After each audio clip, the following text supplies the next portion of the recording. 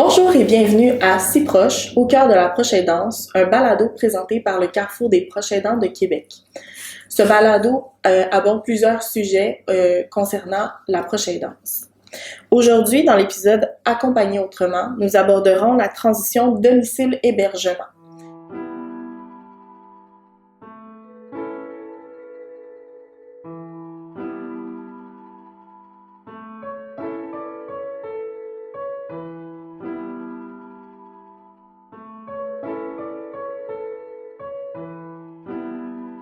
Je m'appelle Camille Saint-Louis, intervenante psychosociale au Carrefour des proches aidants de Québec.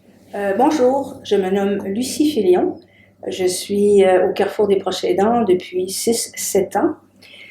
Mais je suis honorée de pouvoir présenter des modules pour que les gens puissent comprendre la transition domicile-hébergement.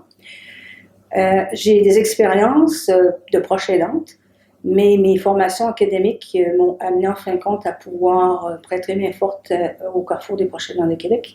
Donc, je peux monter des formations. J'ai une formation en philosophie, formation en théologie et en musique, c'est autre chose.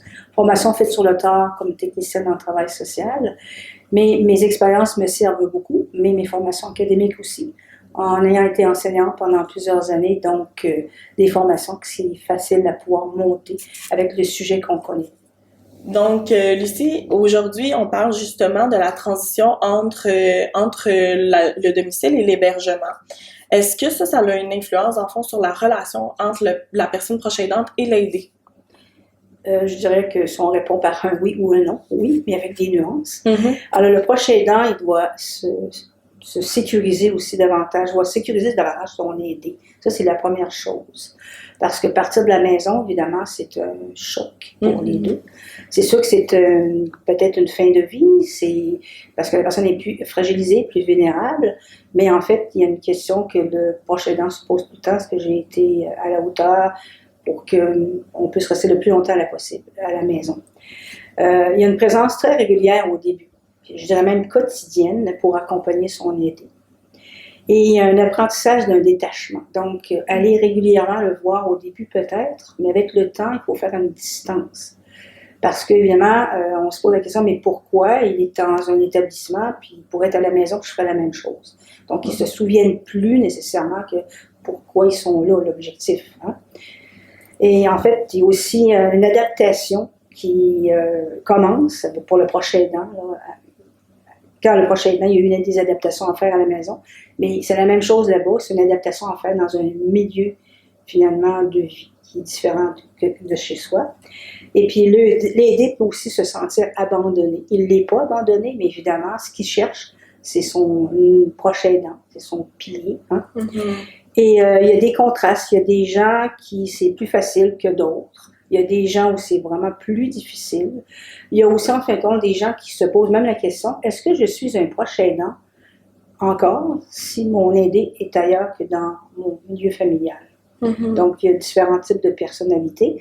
Mais je pense que l'important aussi, c'est d'apprendre à se détacher, pas pour l'abandonner, parce que ça peut devenir même plus lourd pour certaines personnes. OK. Donc, la transition peut devenir aussi un espèce de fardeau à certains moments. Oui. Puis on le voit, puis c'est pas pour rien, sans raison. Il y a des ateliers qui donnent dans certains CHSLD qui fait qu'on leur apprend aussi ces choses-là. Comment collaborer avec le personnel, comment se détacher, enfin, tu sais, des choses importantes dans ce milieu de vie-là. Donc, ça les aide beaucoup, puis ils se sentent compris et entendus. Donc, j'ai connu des gens qui l'ont fait, puis ils ont été ravis de ça, les a beaucoup aidés. Donc, c'est comme un outil, une formation qui existe pour faciliter la transition, dans le fond. Oui, tout à fait. Excellent. Tu me parlais justement là, des sentiments d'abandon qui peuvent être vécus. Pourrais-tu m'en parler davantage? C'est quoi les sentiments qui sont vécus autant par la personne proche aidante que par l'aidé lors d'une transition d'hébergement? Donc, souvent, l'aidé, avec une certaine difficulté des fois de compréhension, tout dépendant de ce qu'il a, là. Bon, il va se sentir abandonné, il va se sentir pas aimé. Ah, c'est ça, ils vont dire le gros mot, tu veux me placer. Donc, bon, ils ont beaucoup de choses dans la tête qui leur trottent, je pourrais dire.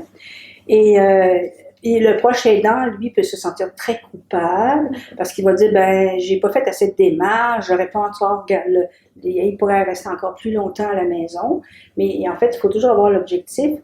OK, il est parti parce que je sais que je n'étais plus capable, j'avais atteint ma limite et il va être en sécurité. Tout ce que j'ai fait, une équipe va le faire à ma place, dans un sens, je vais être encore présente. C'est un peu ça. Donc, puis même, il y en a qui vont se dire, est-ce qu'ils vont se poser la question que je n'étais pas un bon proche aidant? Ils vont même se reprocher ça. Ils se culpabilisent énormément. D'ailleurs, ça fait partie de tout un processus, la culpabilité. On donne beaucoup de conférences sur la culpabilité pour les proches aidants. Okay? Il y en a qui vivent des regrets. Okay? C'est très intense, des regrets qu'on peut vivre. Et en fait, il faut juste dire qu'on change de rôle. On ne devient pas finalement la personne qui est le décideur totalement, il est le collaborateur. C'est sûr qu'il sera toujours présent, mais le rôle est différent un peu. Okay? Et on sent beaucoup d'impuissance, beaucoup de peine au début. Okay? Puis après ça, on comprend que finalement, c'est la meilleure place pour son aidé. Puis en fait, il faut juste se dire, ma tête comprend ça, ma raison, mais mes émotions prennent souvent le dessus. Donc, il faut juste se dire pourquoi il est là. Donc, peut-être des fois, ça peut aider. Se rappeler qu'on a fait qu'on a pris cette décision-là, en fait, pour le bien-être de la personne aidée au final. Tout à fait. Puis même parfois son propre bien-être aussi, quand justement on dépasse nos limites, là. Oui, tout à fait. Oui, ça, c'est surtout, on est porté à l'oublier. Oui. Puis c'est justement que là, la culpabilité commence. Puis le petit samseur tourne tout le temps. Ouais. Okay. Donc, Lucie, là, tu me parles justement des milieux d'hébergement, mais on le sait qu'il en existe beaucoup. Comment on choisit le bon milieu pour la personne aidée?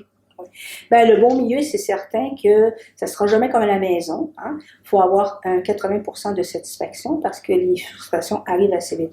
Le bon milieu, il n'y a pas de bon milieu en tant que tel. Ce que je veux dire par là, c'est que ce qui est important, c'est de choisir le milieu pour les besoins de la personne.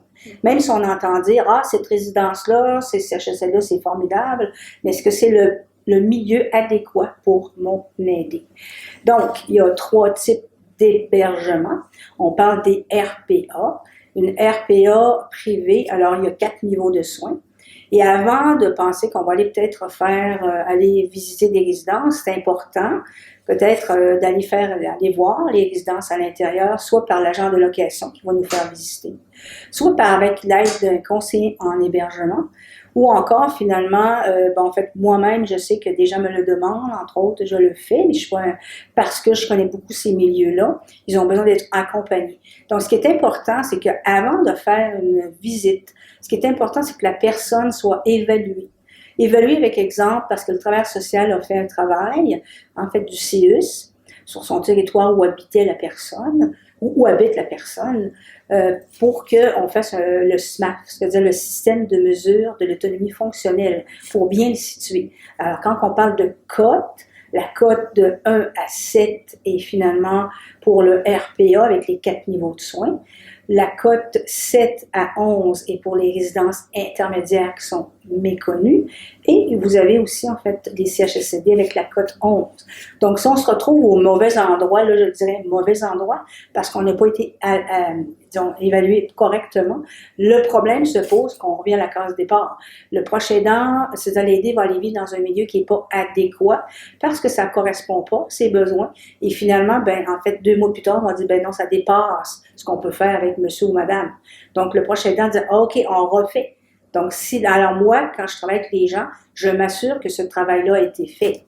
Je peux juger de la situation parce que je connais ça, mais c'est pas moi qui va aller signer les papiers. Parce que quand on parle de RI, et quand de résidence intermédiaire et de CHSLD, en fait, c'est un travailleur social qui va finalement décider que oui, il peut aller vivre dans un CHSLD. Ça, c'est les premiers principes. Okay?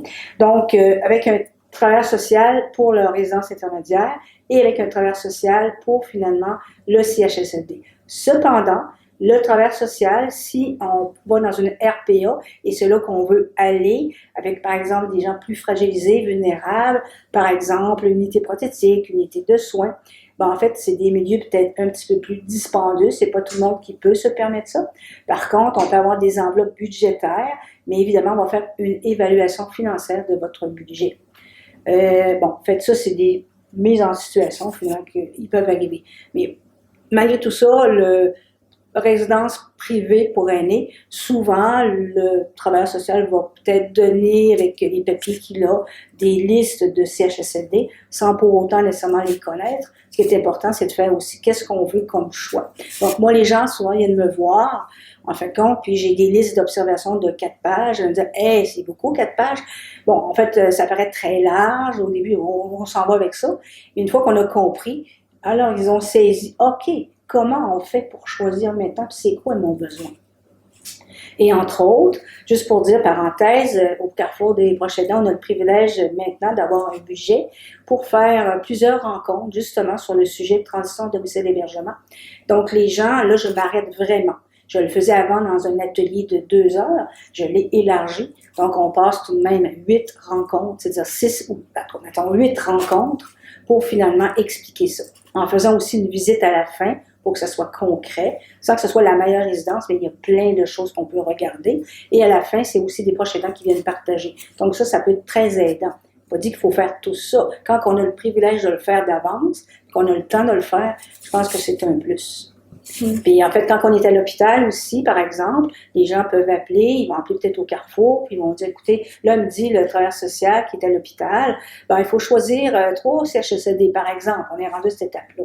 Ben écoutez, la personne qui connaît pas, on choisit pas comme ça un CHSLD. Puis on va dire, ben non, c'est tout les CHSLD sont tous pareils. Non, ils sont pas tous pareils. Hein, il y a des distinctions. Donc là, je leur apprends aussi tout ça. Aussi, il y a des CHSLD, par exemple, privés. Il y en a juste un ici dans la capitale nationale. On a des privés conventionnés. Ça veut dire que ça appartient au propriétaire. Et vous avez des publics. C'est le même coût pour le privé conventionné que le public. Donc, c'est ce que je dirais finalement pour le transition de domicile d'hébergement pour faire le bon choix. OK. Donc, si je résume, dans le fond, faire le bon choix, c'est d'avoir cette fameuse évaluation au niveau de la travailleuse sociale qui travaille au CIUS pour savoir quels sont les besoins de la personne aidée, choisir le milieu selon les besoins de cette personne-là et par la suite choisir dans cette tranche-là dans quel milieu on va. Oui, c'est ça. Et j'ajouterais que finalement, la tendance actuelle, comme il y a beaucoup de résidences, puis évidemment, ils ont développé le volet. Bon, avant, c'était des gens qui étaient bien portants. On a développé des résidences évolutives où on offre des unités prothétiques, on offre des unités de soins. Mais en fait, bon, évidemment, c'est sûr que c'est évidemment, on offre des bons services, mais c'est pas comparable à un CHSLD quand on parle qu'on a des besoins beaucoup plus grands. Et en fait, la première étape, c'est qu'ils veulent toujours souvent les diriger vers le RPA. Donc, bon, ça, c'est un petit peu une difficulté actuellement, là. Ce qui fait que ça fait passer plusieurs étapes, puis des fois, c'est pas nécessaire parce qu'on parle déjà tout de suite davantage de CHSLD. Et les CHSLD, quand je vois mon expérience aussi, les gens, quand ils viennent visiter, sont agréablement surpris. C'est pas l'image qu'ils ont ou l'idée qu'ils avaient. C'est ça. Et en temps de la COVID, par exemple, je me permets de dire ça, ce qu'on a vu dans les médias, évidemment, ça peut faire peur. Et en fait, c'est qu'on n'a pas de privé non conventionné ici, dans la capitale nationale. Et ce qui, actuellement, je dirais, les gens ont beaucoup plus une tendance à avoir des réticences par rapport au RPA, parce qu'ils disent, ouais, mais on est là, mais ça va fermer. Mais les résidences qui ferment, les RPA, c'est souvent les petites résidences qui n'ont pas pu s'adapter finalement aux exigences du ministère, non pas parce qu'ils ne donnent pas des bons services, mais parce qu'ils n'ont pas les moyens financiers pour aménager plus convenablement selon les normes du ministère. Donc, ça fait peur aussi. Donc, c'est des choses comme ça qu'on distingue aussi quand je parle aux gens. C'est ça. Oui. Merci Lucie d'avoir abordé justement c'est quoi le bon milieu. Maintenant, justement, quand on a trouvé le bon milieu, ben c'est quoi les coûts qui sont liés à cet hébergement-là? Oui. Donc, les RPA, évidemment, il y en a de tous les prix, de tous les calibres. Il y a même eux qui, on va dire exemple, quelqu'un qui va dire, oui, mais comment une personne peut se payer ça si, par exemple, c'est une assistée sociale ou personne qui était handicapée, puis il n'a pas pu travailler beaucoup pour X raisons. Donc, évidemment, il y a des endroits qui sont finalement, en fait, qu'on a ici, qui fait qu'avec des faibles revenus, on peut se loger convenablement. Puis c'est pas parce que c'est avec des faibles revenus que c'est pas très bien, c'est très, très bien. Il existe une résidence, deux résidences, en fait, ou encore, si on n'opte pas pour ces résidences-là, on va aller dans une résidence standard, mais évidemment, on cherche peut-être avec des moindres coûts s'il y en a. OK? Il faut que ça corresponde à nos besoins. Et évidemment, là, on peut avoir des enveloppes budgétaires. Peu importe le nom qu'on lui donne, puis en fait, ce qui est important quand on a une enveloppe budgétaire, c'est de s'assurer que, bon, c'est écrit qu'on va avoir ce montant-là. Parce qu'évidemment, la surprise qu'on pourrait avoir, je l'ai déjà vu avec un service, quelqu'un qui est venu me rencontrer, ben en fait, on lui a dit, mais quand est arrivé le jour où monsieur ou madame est allé dans un établissement, elle n'a pas eu son enveloppe budgétaire. Donc, on s'est retrouvé avec un montant assez important et imposant. Donc, c'est important. Donc, c'est la raison pourquoi on a besoin d'un TS pour une RPA si on a besoin d'être aidé financièrement. Le reste du temps, on l'a choisi par soi-même. On peut être aidé parce qu'on peut se faire suggérer, mais en fait, quand on n'a pas besoin d'investir au niveau de la paperasse, c'est ça. Ça, c'est la première chose. Donc, les coûts, ça peut être, écoutez, on regarde, tu sais, ça dépend, il y a des dentistes, c'est un repas, deux repas qu'on va exiger. Donc, c'est très, très variable. Tu sais, on parle de la palette qu'on peut aller de 1800 à 3000, 4000. Il y a des résidences avec bannières qu'on connaît, des Chartwell qui a beaucoup de résidences, que finalement, les Patriotes, bon, etc. Ou encore des petites résidences où c'est des propriétaires privés qui fonctionnent différemment, c'est souvent plus petit. Donc, les prix, c'est certain que quand on va rencontrer un agent de location, quand on va rencontrer, ils vont nous dire, on va sortir avec un prix. Alors, il y a toujours aussi un crédit d'impôt qu'on va obtenir. Plus la personne est hypothéquée, vulnérable, plus les crédits d'impôt sont importants. Donc ça, et puis c'est ça que les RPA, c'est vaste. Hein? Il y en a beaucoup, beaucoup, beaucoup, beaucoup. Il faut comparer, ce qui est important. Il faut justement pas choisir non plus nécessairement une résidence parce que, ma tante a été bien là-bas, ou ma voisine m'a dit que c'était bien.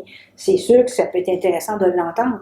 Mais encore là, je redis la même chose. Il faut choisir selon son besoin, selon son budget et selon aussi quelque chose qui nous ressemble. Hein? J'ai déjà vu une personne faire une visite. En fait, il voulait vraiment aller voir tel endroit. Hein? Puis en fait, il disait, oui, moi, je peux me payer ça. Mais quand il a vu la clientèle qui était là pour lui, puis il a vu, tout le décor, ça ne fait pas 10 minutes qu'il était là, il va dire, non, c'est pas pour moi. Il l'a vu tout de suite. Mais j'ai pris le temps d'aller avec lui pour que lui-même soit convaincu que c'est peut-être pas sa place.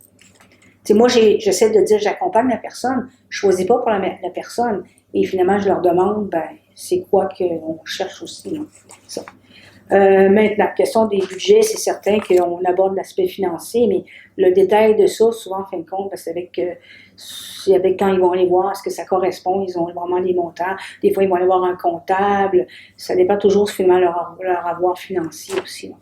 Donc, pour la question des RI maintenant, les résidences intermédiaires, on va aller dans une résidence intermédiaire et en fait, c'est des montants qui sont beaucoup plus bas. C'est une résidence intermédiaire, malgré tout, ça appartient à un propriétaire privé. Il y en a 14 sur le territoire de la capitale nationale et en fait, on va vivre dans un RI parce qu'on a l'autorisation, finalement, par le travailleur social. La résidence intermédiaire, si on l'explique simplement, c'est le milieu entre le RPA et entre le CHSLD. Ce sont des milieux méconnus. Il y en a seulement 14. Il y en a encadrement beaucoup plus serré. En fait, il y a un aile fermé. Ce sont tous des gens qui ont des particularités, mais c'est une clientèle assez homogène.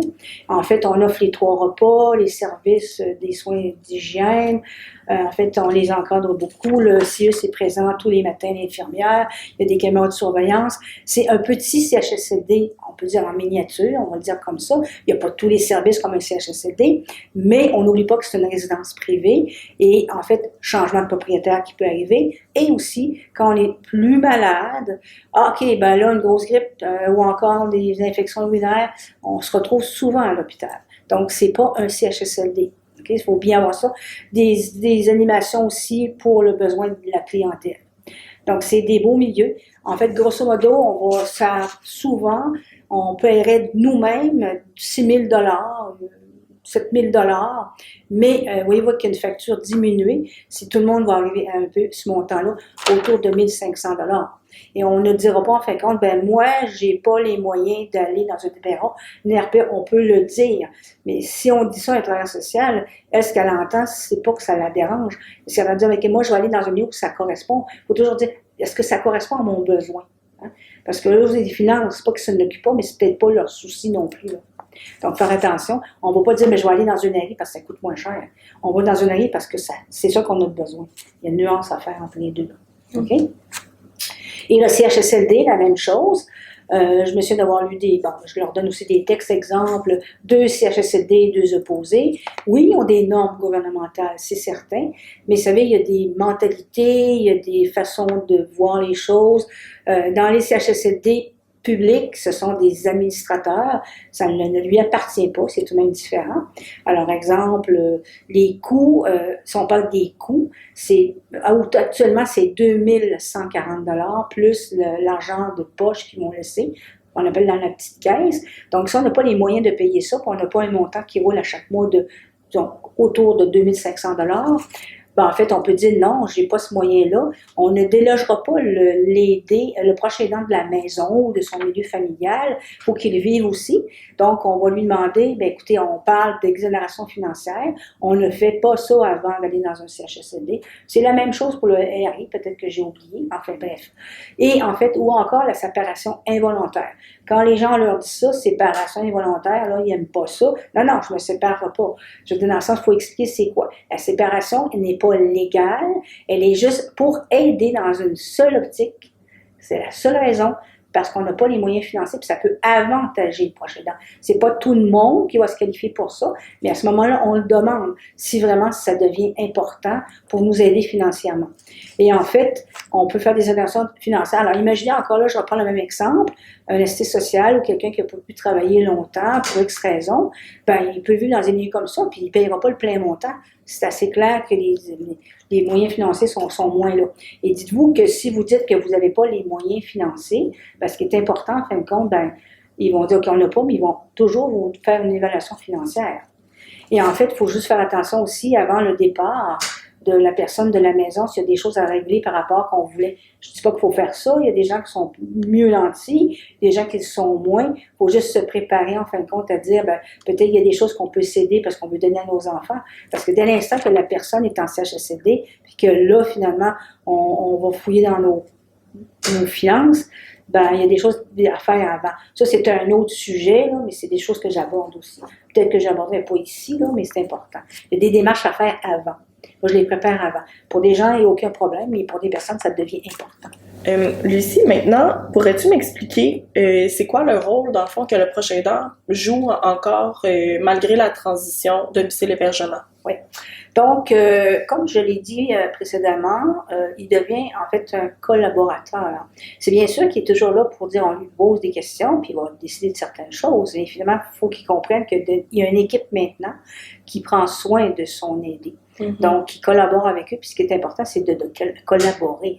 On n'arrive pas à mettre toutes nos exigences. C'est bien sûr qu'il y a un minimum à dire, mais ça m'en est avec le temps, on comprend un petit peu comment ça fonctionne. Ça, c'est une chose. Donc, on fait un canevas, on va voir à un certain moment donné, exemple, là, je parle d'un CHSLD, par exemple, on va faire venir toute l'équipe, je dirais, de soins de santé, pour finalement que la personne nous explique ben, c'est qui notre aidé, c'est quoi ses intérêts, qu'est-ce qu'il mange pas, sa santé, etc., son milieu familial. Ça, c'est important. Donc, déjà, il y a une bonne idée. Là, on parle sur le plan psychologique, il y a l'aspect au fond médical, ben, ils ont un dossier médical aussi. Donc, ça, ils vont regarder ça aussi. Alors, dès l'entrée, ça se fait. Il y a un journal de bord aussi, qui fait qu'on peut aussi regarder les notes dans un journal de bord, demander. Ils vont même vous appeler, finalement, en fait, pour demander est-ce que, OK, on a donné quelque chose de différent, on vient vous dire qu'il va avoir un autre comportement. Donc, au moins, ils sont honnêtes, ils vont dire des choses comme ça. Et il y a des appels et des suivis d'une façon régulière, certains milieux le font. Donc, le proche aidant est encore tout de même présent, mais évidemment, il faut se dire que quand on ferme la porte d'un établissement, que ce soit une RI, que ce soit une RPA, que ce soit un CHSLD, ben on dit « je m'en vais chez moi », mais on veut être en paix. avoir une tranquillité d'esprit. De là, l'importance de bien choisir le milieu. Parce que même si on a un CHSLD en face de chez soi, une résidence RPA en face de chez soi, c'est très pratique, je peux comprendre, mais si ça ne compte pas votre besoin, puis vous êtes toujours rendu là parce que vous vous sentez insécure, vous êtes mis peut-être d'aller à 10 km plus loin, puis ça va correspondre plus à votre besoin. Ça, c'est même important. Mm-hmm. Donc, sinon, ben, vous passez votre vie, là. Tu sais, je veux dire, vous dites, monsieur, madame est parti de la maison, hein? Mais en fin de compte, je suis toujours rendu là. Ben, c'est ça la question qu'on se repose. Mais pourquoi j'ai fait ça? Puis il y a des gens qui réfléchissent, qui en arrivent à ça. Hein? Qui en arrivent à ça. Je redis encore souvent la même chose. Choisir le bon milieu, ça prend un certain temps. Il faut mieux prendre plus de temps, mais de savoir qu'on va savoir, même si on fait toute une gymnastique rationnelle, les avantages, inconvénients, quand on visite, il y a quelque chose qui nous dit par la suite, ah, ça, c'est là qu'on va aller. C'est là qu'on va aller, on le sent. Mm-hmm. On a une conviction. Puis même si on se fait poser la question, pourquoi pas ça? Mettons que la famille va, les enfants, ils n'ont pas expliqué, ils le ressentent, ça. Ça, c'est important. Donc, d'y aller du côté rationnel, mais aussi au niveau de la sensation, le sentiment que nous a donné le milieu qu'on est allé visiter. Oui, tout à fait. Alors, j'ai vu des gens d'avoir dans l'idée, c'est là que j'aimerais, pour X raisons, qui vont m'énumérer. Très correct, OK? Mm-hmm. Puis finalement, ça m'en est qui rentrent dans le milieu. Tu sais, je vois tout de suite leur réaction. Puis ils ont comparé, ils ont dépensé des milieux qu'ils n'ont même pas pensé, puis sont allés, ah, voilà. Tu sais, je vois des étincelles dans les yeux, donc c'est ça. Comme j'ai vu des personnes, exemple, juste ça, c'est autre chose, dans une RPA, par exemple, quelqu'un qui me disait, ben moi, mon premier critère, c'est une piscine. Ben oui, c'est très bien d'avoir une piscine, mais tu sais, on pose la question, je vais plus loin. C'est-tu parce que vous voulez vous baigner? C'est-tu parce que vous allez inviter vos personnes vous baigner dans la résidence? Elle me dit tout simplement, non, c'est parce que j'avais une piscine chez nous. Faites-vous de l'aquaforme encore? Non, j'en fais pas. Donc, l'idée, c'est qu'on peut se couper de certains milieux parce qu'on a une idée en tête. Donc, les critères, il faut qu'ils s'élargissent des fois. Mm-hmm. Je donne un exemple. Mm-hmm. C'est un bon exemple. Oui, OK. Mm-hmm. Donc, c'est certain qu'on parle des communications avec les professionnels de santé, mais c'est justement ça qui fait que ce moment quand on est à un endroit et qu'on a mieux choisi, je crois qu'il y a moins de difficultés. On s'adapte mieux et finalement, peut-être le rôle va mieux passer facilement, sans qu'on soit capable de le définir. Tu sais. Il y a beaucoup d'ajustements, évidemment, c'est certain. Oui. Tantôt, tu abordais le fait, justement, de quand on décide, dans le fond, d'aller en hébergement, ben, il faut créer une espèce de distance un peu. Comment est-ce qu'on continue à offrir un soutien émotionnel à la personne à aider, malgré la distance? Oui.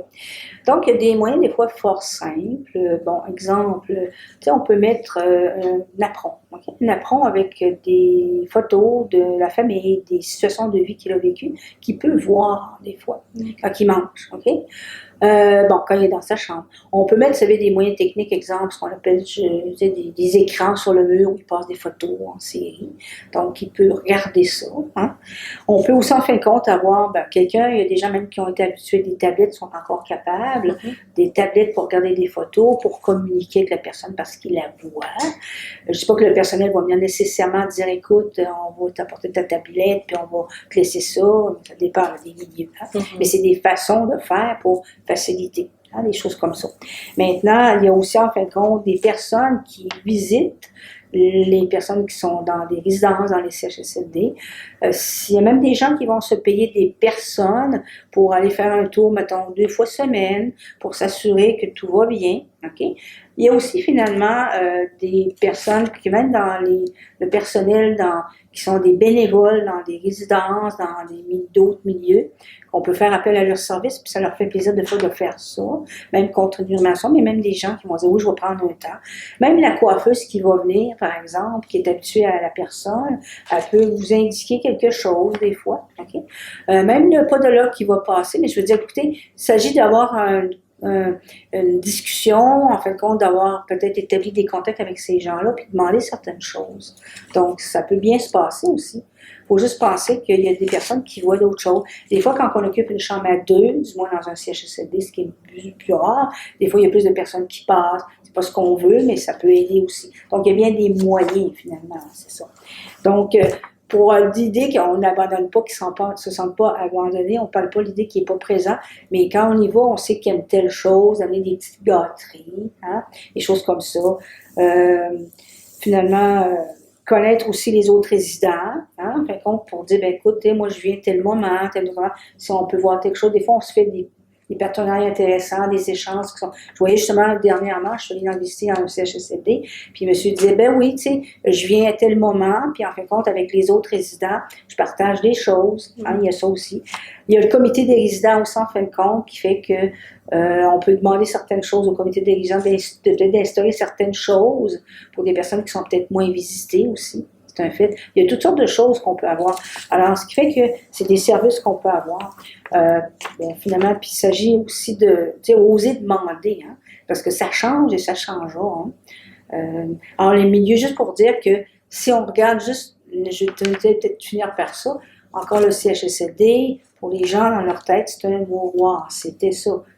C'est bien sûr que c'est des cas gravataires qui sont là, des cas très lourds, mais c'est un milieu de vie, avec tout ce que ça veut dire. Alors, il y a plusieurs années, on ne parlait pas d'un milieu de vie. Ben oui, ça peut être une belle terminologie, un beau concept, mais la réalité, c'est vraiment ça. C'est un milieu de vie. Donc, il reste que ils peuvent s'adapter, c'est pas évident, c'est pas facile, mais si on est toujours là, puis nous-mêmes, on n'est pas bien, ils vont le ressentir, notre aidé. Donc, nous, il faut être bien aussi, se sentir bien, parce qu'ils ressentent, eux autres, souvent, ce qu'ils vont carburer, là, pour les plus grands malades, là, c'est qu'ils carburent aux émotions. Donc, finalement, souvent, le rationnel n'est plus là. Donc, quand ils voient le prochain aidant entrer, puis même s'il pleure pas, il va dire, t'es pas bien aujourd'hui, hein, il le ressent. Puis, c'est pas parce qu'il pleure. Donc, il faut aussi être disposé. Et quelles sont des visites aussi, je dirais? Quand on fait des visites, oui, au début, on veut être toujours présent, mais d'être toujours présent au même moment. Vous savez que certains milieux vont dire, écoute, cette personne-là, tu sais qu'elle vient à tel moment. Attention, là, on va peut-être faire plus la barbe. Attention, là, il faut bien les habiller, tu sais. Donc, d'arriver à un certain moment donné, un beau matin, 8 heures le matin, OK? Oh, il prend encore du thé, puis j'avais précisé qu'il prend, ça fait 8 mois qu'il est là. On avait dit qu'il prenait pas de thé. Puis il lui donne encore du thé. Donc, on peut voir des choses différentes à ce moment-là quand on vient.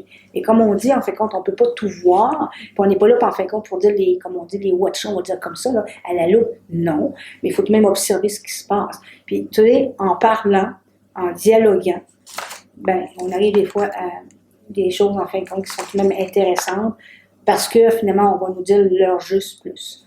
Mais c'est pas en arrivant, en fin de compte, en disant que, vous savez, c'est facile de se fâcher. C'est facile d'être en colère, mais justement, il faut un petit peu cette colère-là, un petit peu la refouler un temps.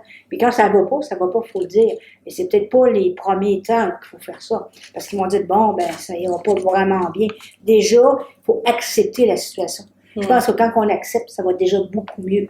Je dis pas qu'il n'arrivera pas autre chose entre-temps. Des difficultés qui arrivent. D'accepter, c'est déjà le premier pas. Oui. Ben, Lucie, j'aimerais te remercier pour ce beau témoignage-là et ces belles explications-là par rapport à la transition domicile-hébergement.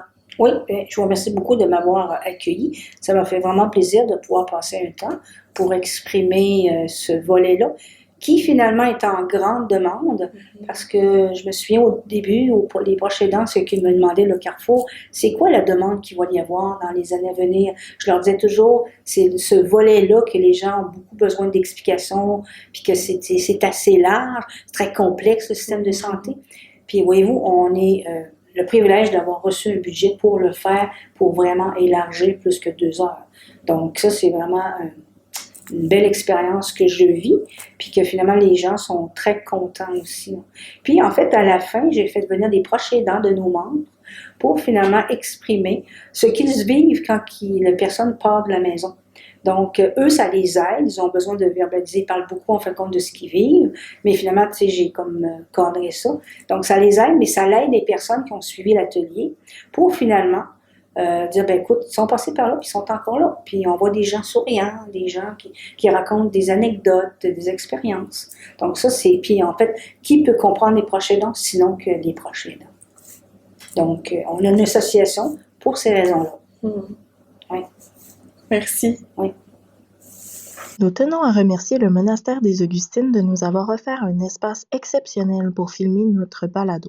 Votre lieu empreint de calme et d'histoire a permis de créer une atmosphère unique pour nos discussions sur la proche aidance. Merci pour votre accueil et votre précieuse contribution à ce projet. Merci à Humanité, Groupe Patrimoine, pour son engagement en tant que partenaire principal de notre 25e anniversaire. Nous sommes honorés de pouvoir compter sur votre générosité et votre engagement à nos côtés pour faire de cet événement un succès. Nous tenons aussi à remercier Gespra pour son généreux don qui permettra sans doute à nos invités d'y casser la croûte.